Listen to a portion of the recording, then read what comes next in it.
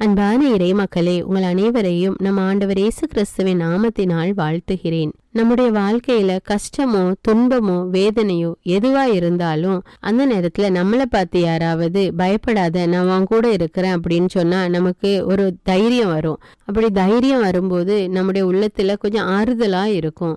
அப்படி அந்த சாதாரண மனிதர்களால் உதவி செய்ய முடியுமோ முடியாதோ, ஆனாலும் அவங்க அந்த வார்த்தையை சொன்ன உடனே நமக்குள்ள ஒரு புது பலன் வருது.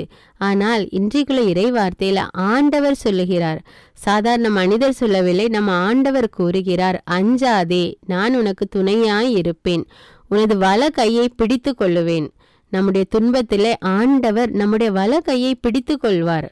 அதனால நாம பயப்பட வேண்டாம்னு ஆண்டவர் சொல்றாரு. சாதாரண மனிதர் சொல்லவில்லை, ஆண்டவர் கூறுகிறார். அதனால நாம் பயப்பட வேண்டாம். அது இந்த ஒரு இறை வார்த்தையில மட்டும் சொல்லல, பைபிள்ல நிறைய இடத்துல ஆண்டவர் கூறுகிறார், அஞ்சாதே. அதனால் இனி நீங்கள் உங்களுடைய வாழ்க்கையை குறித்தோ அல்லது உங்களுடைய இப்பொழுதைய சூழ்நிலையை குறித்தோ பயப்பட வேண்டாம். ஆண்டவர் மீது நம்பிக்கை வையுங்கள், அவர் உங்களை பொறுப்பெடுத்துக் கொள்வார். அன்பின் பரலோக பிதாவே, உம்மை போற்றுகிறேன், உம்மை புகழ்கிறேன், உம்மை ஆராதிக்கிறேன். இயேசுவே, உம்மை வணங்குகிறேன், உமக்கு நன்றி கூறுகிறேன். அப்பா ஆவியானவரே, எங்களோடு இருந்து எங்களை வழி நடத்துகிற தேவனே, உமக்கு நன்றி ராஜா. இன்றைக்கு நம்பிக்கைக்குரிய இறை வார்த்தை கொடுத்ததற்காக நன்றி ராஜா. எங்களுடைய வாழ்விலே எவ்வளவோ துன்பங்கள் வேதனைகளை எல்லாம் நினைத்து நாங்கள் பயந்து அழுது கொண்டிருக்கிற சூழ்நிலையாக இருக்கிறது தேவனே. அந்த பயத்திலிருந்து எங்களை விடுதலை கொடுத்ததற்காக நன்றி ராஜா.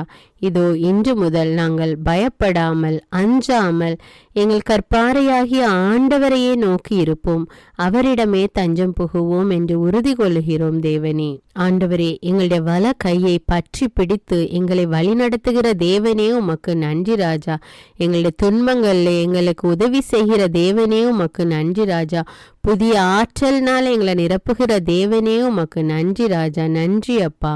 நீர் எங்களுக்கு துணையாய் இருக்கிற கிருபைக்காக நன்றி ராஜா. அஞ்சாதே, நான் உனக்கு துணையாய் இருக்கிறேன் என்று நீர் கொடுத்த வாக்குக்காக நன்றி ராஜா. நன்றி தேவனே. எங்களோடு எப்பொழுது இருந்து எங்களை பாதுகாத்து வழி நடத்துகிற தேவனே, உமக்கு நன்றி ராஜா. இந்த புதிய நாளை எங்களுக்கு ஆசீர்வதித்து கொடுத்திருக்கிற கிருபைக்காக நன்றி ராஜா. இந்த நாளில நாங்கள் செய்கிற எல்லா செயல்களிலும் நீர் எங்களது வலது கையை பிடித்து எங்களை வழி நடத்துகிறதற்காக நன்றி ராஜா. நன்றி தேவனே. என் தேவன் என்னோடு இருக்கும் போது எனக்கு எந்த பயமும் இல்லை என்று நான் இன்று உறுதி கொள்ளுகிறேன் தேவனே.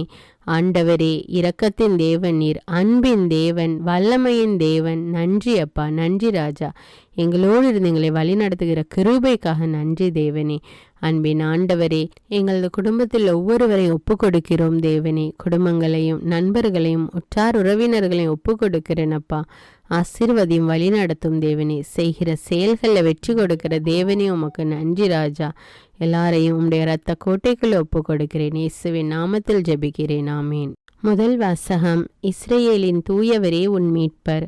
இறைவாக்கினர் எசாயா நூலிலிருந்து வாசகம். அதிகாரம் 41, இறை வார்த்தைகள் 13 முதல் 20. நானே உன் கடவுளாகிய ஆண்டவர், உன் வல கையை பற்றி பிடித்து அஞ்சாதே, உனக்கு துணையாயிருப்பேன் என்று உன்னிடம் சொல்பவரும் நானே.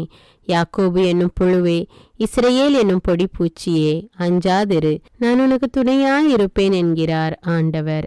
இஸ்ரேலின் தூயவரே உன் மீட்பர். இதோ நான் உன்னை புதிய கூர்மையான போரடிக்கும் கருவியாக்குவேன்.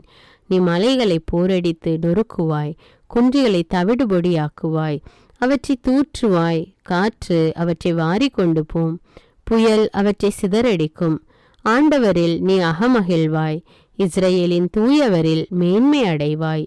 ஏழைகளும் வறியோரும் நீரை தேடுகின்றனர், அது கிடைக்கவில்லை. அவர்கள் தாகத்தால் நாவறண்டு போகின்றனர்.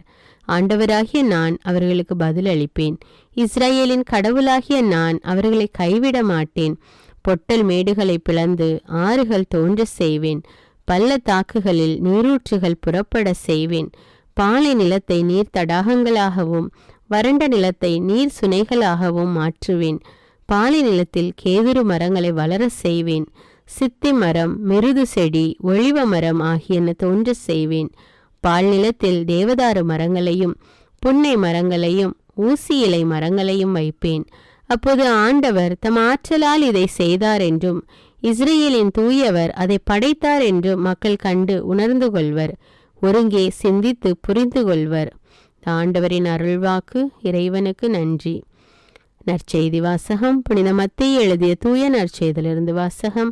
அதிகாரம் 11, இறை வார்த்தைகள் 11 முதல் 15.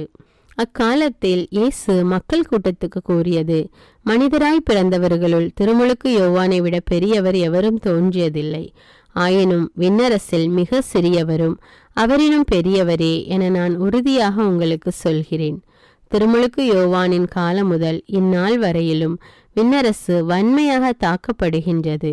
தாக்குகின்றவர்கள் அதை கைப்பற்றிக் கொள்கின்றனர். திருச்சட்டமும் எல்லா இறைவாக்கு நூல்களும் யோவான் வரும் வரை இறைவாக்குரைத்தன. உங்களுக்கு விருப்பம் இருந்தால் வரவேண்டிய எலியா இவரே என ஏற்றுக்கொள்வீர்கள். கேட்க செவியுள்ளோர் கேட்கட்டும். இது கிறிஸ்துவின் நற்செய்தி. கிறிஸ்துவே உமக்கு புகழ்.